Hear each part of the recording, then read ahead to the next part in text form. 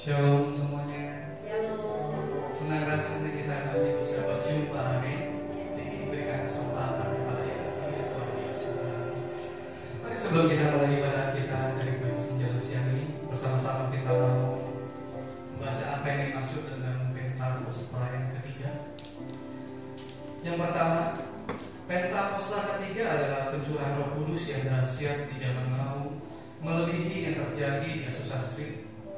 Yang kedua, Pentakosta ketiga akan mengakibatkan penuaian jiwa yang terbesar dan yang terakhir sebelum Tuhan Yesus datang kembali. Yang ketiga, Pentakosta ketiga akan membangkitkan generasi Yeremia, yaitu anak-anak muda yang dipenuhi Roh Kudus, cinta mati-matian kepada Tuhan Yesus, tidak kompromi terhadap dosa, dan akan bergerak untuk memenangkan jiwa. Yang keempat, Pentakosta ketiga lahir di Indonesia dan bergerak ke bangsa-bangsa. Gerakan ini dari timur ke barat dan akan kembali ke Yerusalem. Yang kelima, Pentakosta ketiga akan memberikan kuasa untuk menyelesaikan amanat agung, dan setelah itu Tuhan Yesus datang kembali. Mari bersama-sama tetap diam dalam hadirat Tuhan yang kudus.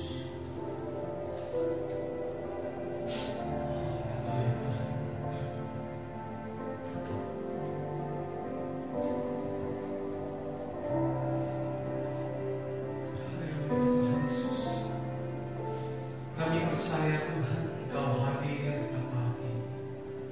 Engkau yang maha hadir, maha mulia, maha kudus. Engkau tak terbatas oleh waktu. Dan kami percaya Engkau akan menangani kami semua pada hari ini dengan kuat kuasa. Dan inilah yang menjadi kerinduan kami. Dan inilah yang menjadi keyakinan kami, bahwa Roh akan terus mengurapi kehidupan kami. Terima kasih Tuhan Yesus. Haleluya Tuhan. Tuhan aku rindu. Amin. Terima kasih.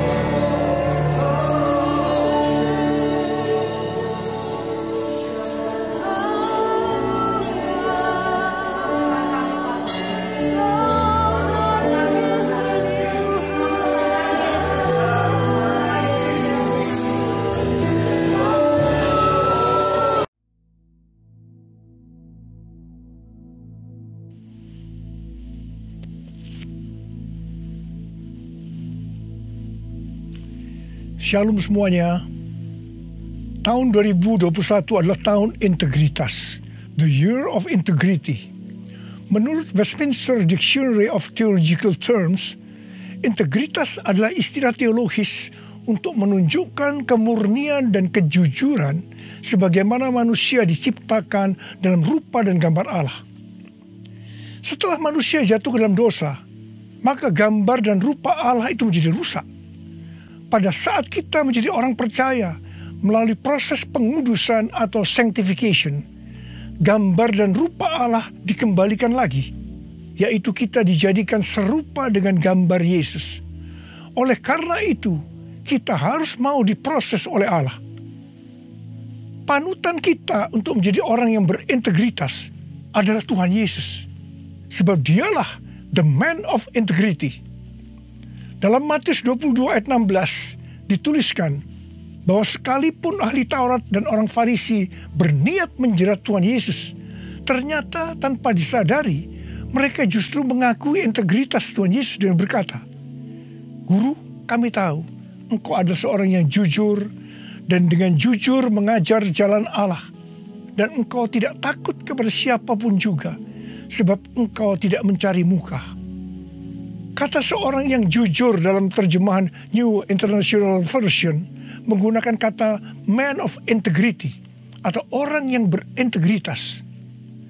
Seorang yang jujur atau yang berintegritas itu artinya apa yang ada di dalam hatinya, di pikirannya, yang diucapkannya dan yang dilakukannya itu sama, selaras dengan pikiran Tuhan. Seorang yang berintegritas itu karena dia mengasihi dan takut akan Tuhan. Dan Tuhan memberikan berkat kepada orang yang berintegritas. Seperti yang terdapat dalam Mazmur 25 ayat 12-14 yang berkata, "Siapakah orang yang takut akan Tuhan? Kepadanya Tuhan menunjukkan jalan yang harus dipilihnya. Orang itu sendiri akan menetap dalam kebahagiaan dan anak cucunya akan mewarisi bumi. Tuhan bergaul karib dengan orang yang takut akan Dia, dan perjanjiannya diberitahukannya kepada mereka." Haleluya! Seorang yang berintegritas bukan seperti ahli-ahli Taurat dan orang Farisi. Dalam Matius 23 ayat 1 sampai dengan 36, Tuhan Yesus berkata bahwa ahli-ahli Taurat dan orang-orang Farisi telah menduduki kursi Musa. Sebab itu, turutilah dan lakukanlah segala sesuatu yang mereka ajarkan kepadamu. Tetapi janganlah kamu turuti perbuatan-perbuatan mereka, karena mereka mengajarkannya tetapi tidak melakukannya. Tuhan Yesus berkata bahwa ahli Taurat dan orang Farisi adalah orang yang munafik. Di sebelah luar mereka tampaknya benar di mata orang, tetapi di sebelah dalam mereka penuh kemunafikan dan kedurjanaan. Tuhan Yesus berkata kepada ahli Taurat dan orang Farisi, "Hai kamu ular-ular, hai kamu keturunan ular beludak, bagaimanakah mungkin kamu dapat meluputkan diri dari hukuman neraka?" Saya juga akan mengingatkan kepada kita semua, terutama kepada para pengkhotbah, para guru, juga para pengajar. Kalau saudara mengajarkan kebenaran firman Tuhan dan itu belum saudara lakukan, lebih baik dengan jujur diakui. Tahun 2021 menurut kalender Ibrani adalah tahun 5781 yang disebut juga sebagai tahun P Aleph yang artinya 81. P atau angka 80 menggambarkan sebuah mulut. Tuhan Yesus mengingatkan kita dalam Matius 12 ayat 36 dan 37. "Tetapi aku berkata kepadamu, setiap kata sia-sia yang diucapkan orang harus dipertanggungjawabkannya pada hari penghakiman. Karena menurut ucapanmu engkau akan dibenarkan, dan menurut ucapanmu pula engkau akan dihukum." Salah satu arti dari kata sia-sia adalah berdusta. Kalau kita mengajarkan kebenaran tetapi tidak dilakukan, itu sama saja dengan berdusta.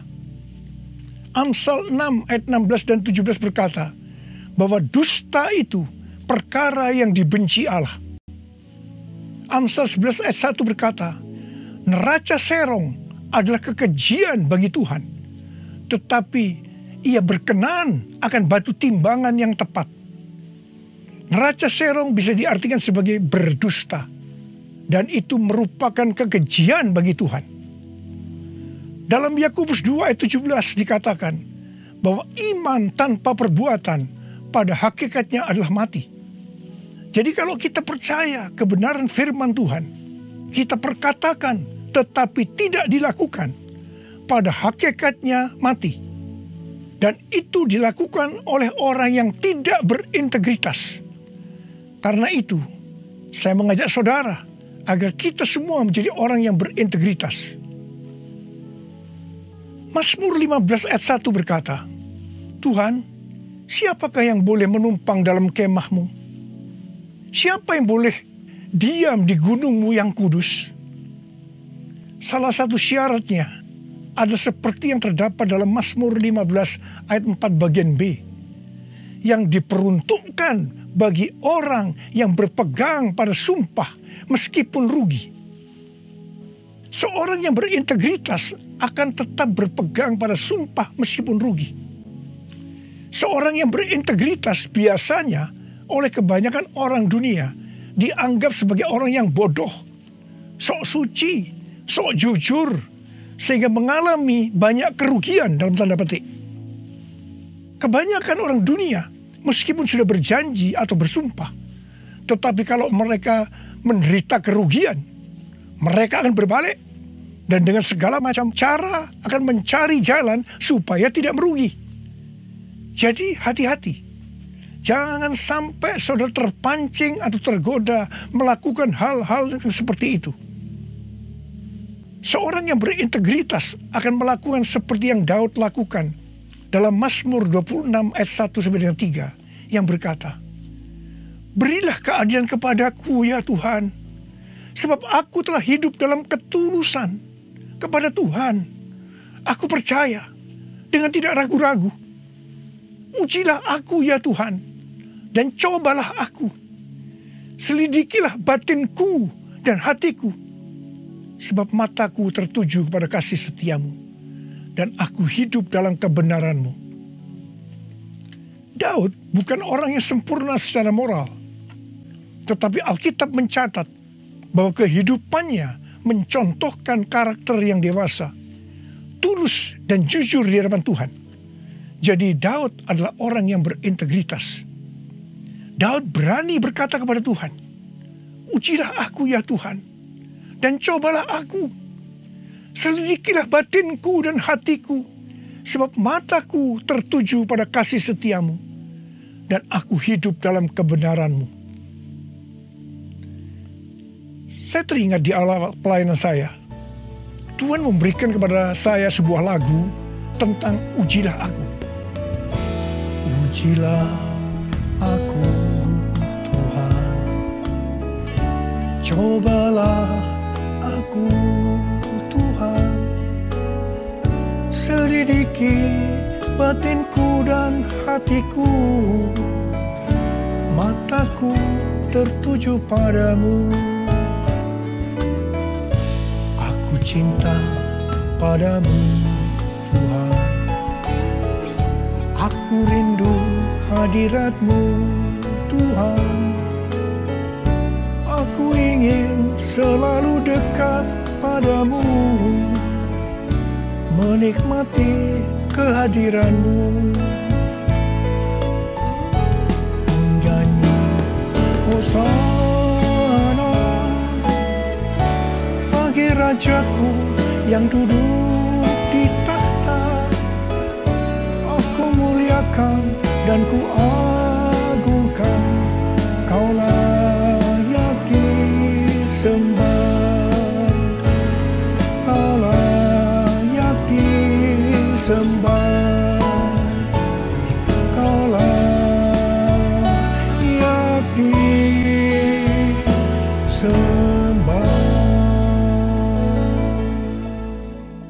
Waktu waktu saya mulai menyanyikan lagu ini dan CD-nya mulai beredar, saya menuai banyak kritik dari hamba-hamba Tuhan yang menjadi senior saya.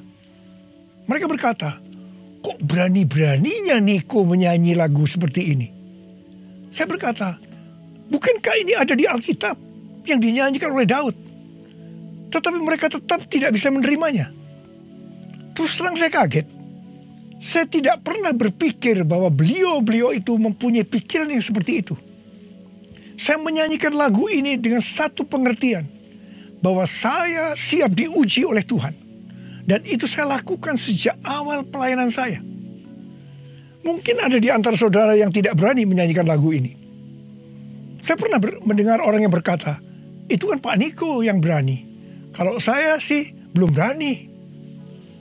Saya hanya akan mengingatkan kepada saudara bahwa Tuhan Yesus menghendaki agar kita hidup sebagai seorang yang berintegritas. Seorang yang hidupnya jujur dan tulus di hadapan Tuhan. Mari, saya mau ajak saudara untuk menyanyikan lagu ini bersama saya.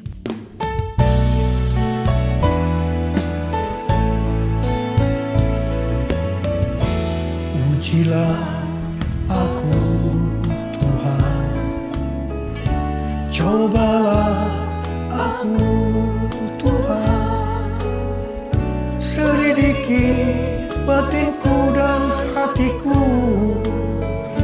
mataku tertuju padamu. Aku cinta padamu Tuhan, aku rindu hadirat-Mu Tuhan, aku ingin selalu dekat padamu, menikmati kehadiran-Mu. Ku nyanyi Hosana bagi Rajaku yang duduk di tahta. Aku muliakan dan ku agungkan, Kau layak disembah, Kau layak disembah, Kau layak disembah.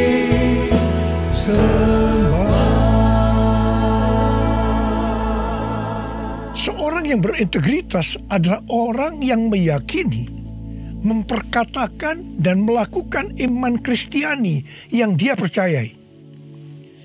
Sejak tahun 2018, melalui nubuatan C.D. Jacob, Tuhan menunjuk gereja kita sebagai messenger dari Pentakosta ketiga.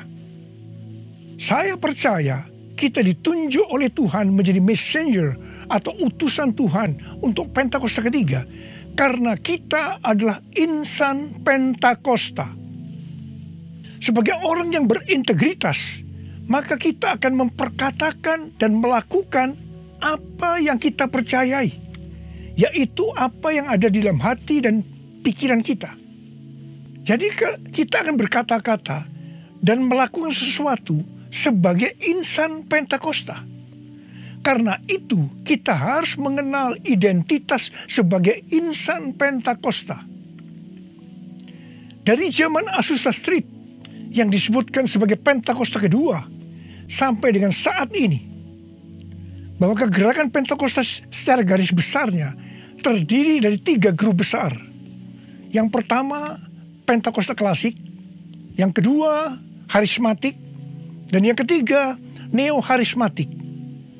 Jumlah total dari 3 grup ini menurut survei di tahun 2019 ada 698 juta orang, yang berarti sekitar 27% dari total kekristenan.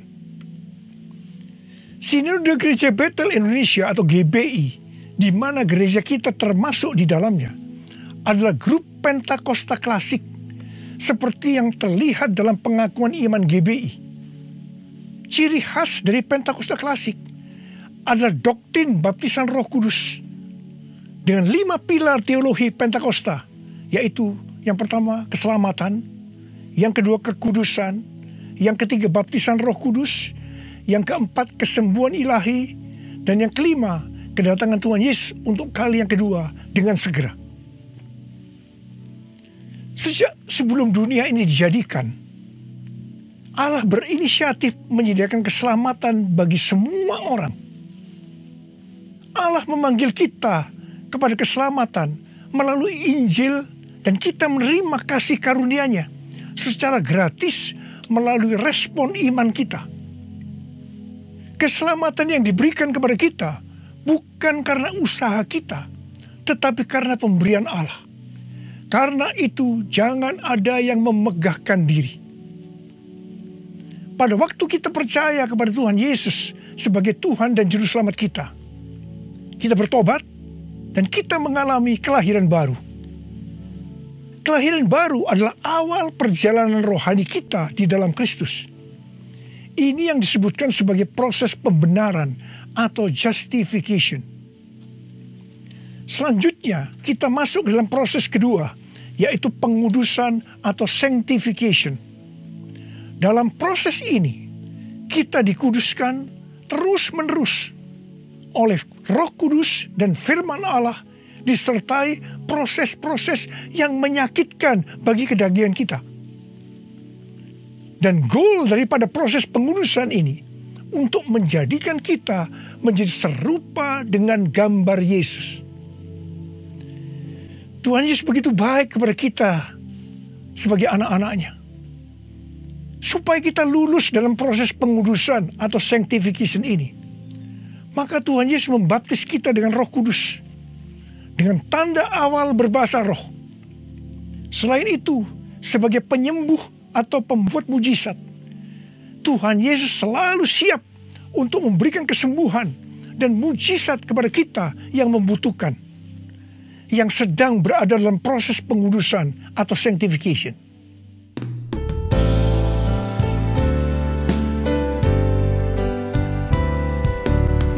Kaulah Tuhan penyembuhku, Kaulah Tuhan penyembuh. Kau berfirman dan sembuhkanku. Kaulah Tuhan penyembuh. Kaulah Tuhan penyembuhku. Kaulah Tuhan penyembuh. Kau berfirman dan sembuhkanku. Kaulah Tuhan penyembuh.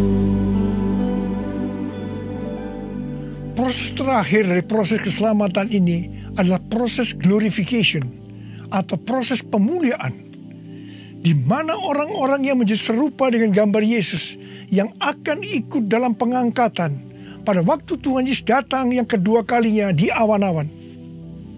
Kita percaya kedatangan Tuhan Yesus secara tiba-tiba dan dengan segera.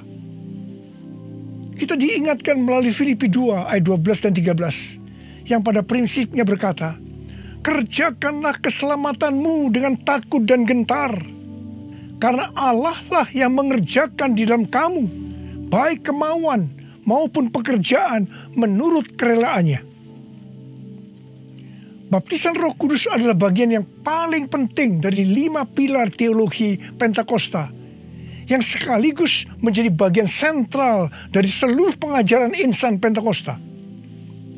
Kita percaya bahwa setiap orang percaya yang telah disucikan hatinya dapat mengalami baptisan Roh Kudus dengan tanda awal berbahasa roh. Tujuan dari baptisan Roh Kudus ini adalah agar pengurapan di dalam pelayanan lebih maksimal. Karena baptisan Roh Kudus ini memiliki 2 fungsi, yaitu supaya kita lebih intim dengan Tuhan Yesus dan akan memberikan kuasa untuk menyelesaikan amanat agung. Dalam Matius 12 ayat 31 dan 32, Tuhan Yesus berkata, sebab itu aku berkata kepadamu, segala dosa dan hujat manusia akan diampuni, tetapi hujat terhadap Roh Kudus tidak akan diampuni. Apabila seorang mengucapkan sesuatu menentang anak manusia, ia akan diampuni. Tetapi jika ia menentang Roh Kudus, ia tidak akan diampuni. Di dunia ini tidak, dan di dunia yang akan datang pun tidak.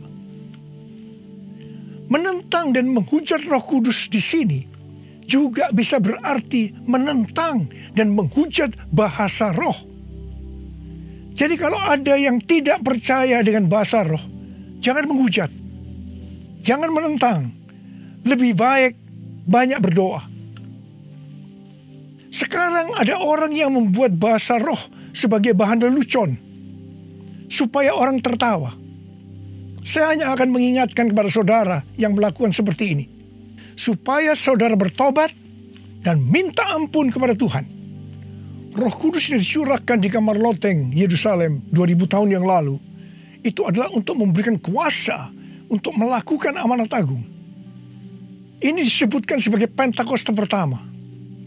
Pentakosta pertama ini dahsyat, sebab dalam kurun waktu 100 tahun, 70% dari dunia yang dikenal waktu itu, yaitu yang berada di bawah kekaisaran Romawi, menjadi Kristen. Pertanyaannya, apakah amanat agung sudah selesai? Jawabannya, belum. Karena itu pada tahun 1906, kembali Roh Kudus dicurahkan di Azusa Street yang disebutkan sebagai Pentakosta kedua. Pentakosta kedua ini dahsyat, sebab menurut Gordon Conwell Theological Seminary, bahwa 77,9% dari kekristenan yang ada pada saat ini dimulai dari awal abad 20, yang berarti ini dimulai dari peristiwa pencurahan Roh Kudus di Azusa Street atau Pentakosta kedua. Pertanyaannya, apakah amanat agung sudah selesai? Jawabannya, belum. Karena itu, hari-hari ini Roh Kudus yang jauh lebih dahsyat dibanding dengan Azusa Street sudah dicurahkan. Dan ini yang disebut dengan Pentakosta ketiga. Dan saya percaya dengan Pentakosta ketiga ini, amanat agung akan selesai dan Tuhan Yesus akan datang kembali. Mari, saudara yang rindu dipakai oleh Tuhan untuk menyelesaikan amanat agung, kita sama-sama berkata kepada Tuhan, curahkan Roh Kudus-Mu ya Tuhan, api Pentakosta ketiga, supaya kami menyelesaikan amanat agung Tuhan Yesus. Maranatha, datanglah segera ya Tuhan. Mari, saudara yang rindu dipakai oleh Tuhan untuk menyelesaikan amanat agung, kita sama-sama berkata kepada Tuhan, curahkan Roh Kudus-Mu ya Tuhan, api Pentakosta ketiga, supaya kami menyelesaikan amanat agung Tuhan Yesus. Maranatha, datanglah segera ya Tuhan Yesus. Curahkanlah kuasa-Mu Tuhan, mujizat terjadi di tempat ini. Curahkanlah kuasa-Mu Tuhan, mujizat terjadi sekarang ini. Biarlah ini menjadi doa kita, saudara. Kita nyanyikan sama-sama. Curahkanlah kuasa-Mu Tuhan, mujizat terjadi di tempat ini. Curahkanlah kuasa-Mu Tuhan, mujizat terjadi sekarang ini.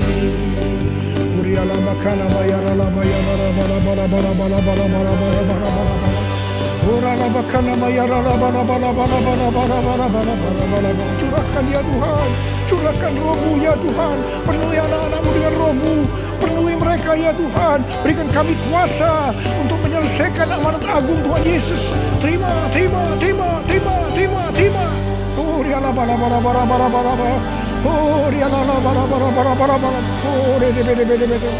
Tuhan, Engkau lihat anak-anak-Mu yang sedang mengangkat tangan. Kamu percaya Engkau memelihara mereka, Engkau menjaga mereka dalam masa pandemi COVID-19 ini Tuhan. Bapa, hamba berdoa buat mereka, tidak ada seorang pun yang sakit. Hamba berdoa tidak ada yang berkekurangan, semua dicukupkan, malah berkelimpahan dalam hal yang baik. Oh Rama, terimalah berkat Tuhan, terimalah perlindungan Tuhan, terima perlindungan Tuhan, terima berkat Tuhan. Curahkanlah kuasa-Mu Tuhan, mujizat terjadi di tempat ini. Amin. Curahkanlah kuasa-Mu Tuhan, mujizat terjadi sekarang ini. Mujizat terjadi sekarang ini. Mujizat terjadi sekarang ini. Mujizat terjadi sekarang ini.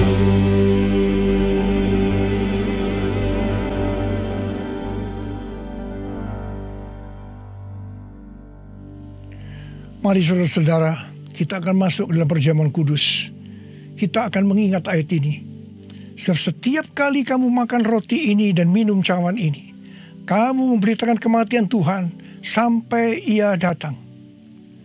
Perjamuan kudus ini adalah perjamuan Tuhan Yesus sendiri.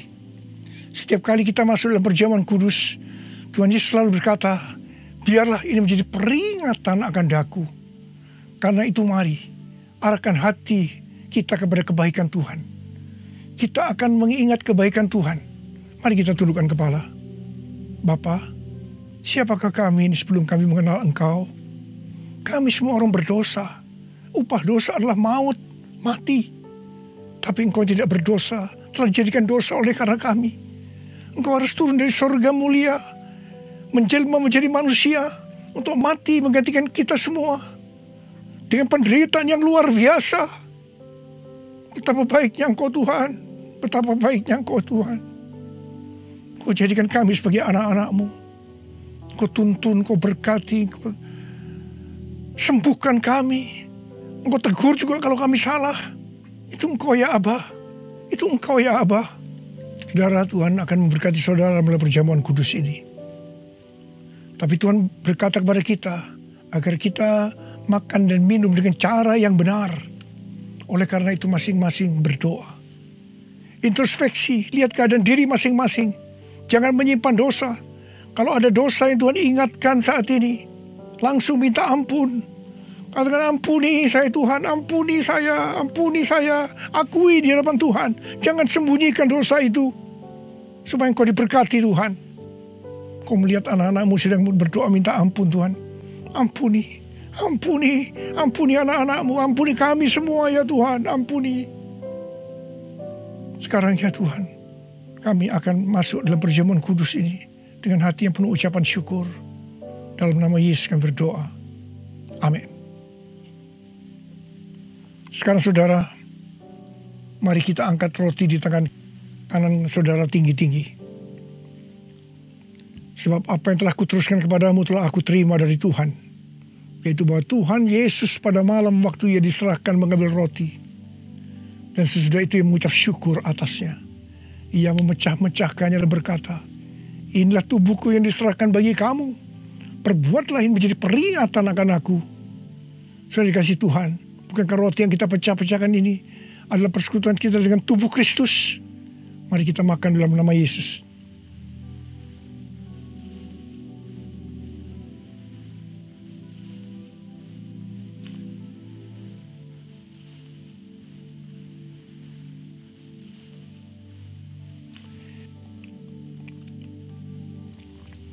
Sekarang angkat cawan di tangan kanan saudara tinggi-tinggi.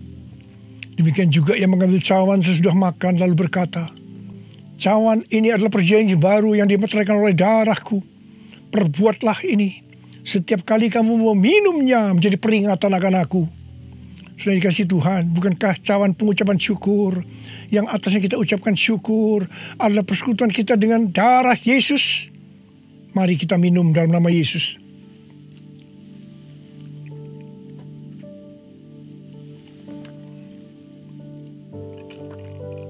Sekarang ucapkan syukur dan terima kasih dengan suara. Jangan diam. Oh ya Tuhan, terima kasih. Terima kasih ya Tuhan. Terima kasih. Ora la bayara la bashandara gala bayara la bayara. Oh, terima kasih Tuhan, terima kasih ya Tuhan, terima kasih. Oh, terima kasih ya Tuhan. Terima kasih Yesusku, terima kasih Yesusku. Puji syukur hanya bagi Tuhanku.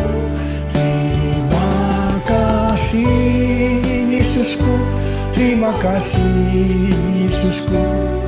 Puji syukur hanya bagi Tuhanku.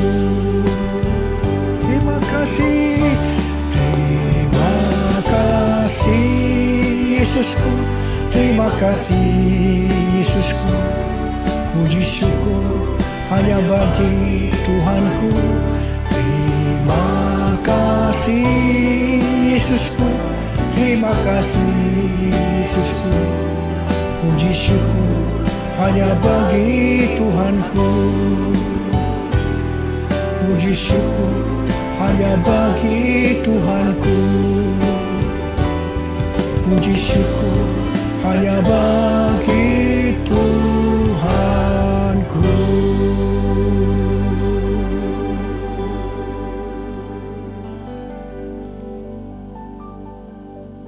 Sekarang terimalah berkat Tuhan.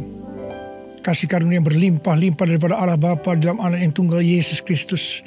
Persekutuan yang manis dengan Roh Kudus menyertai saudara sekalian mulai hari ini sampai Tuhan Yesus datang menjemput kita di awan-awan dan bahkan sampai selama-lamanya. Yang percaya bersama-sama katakan amin.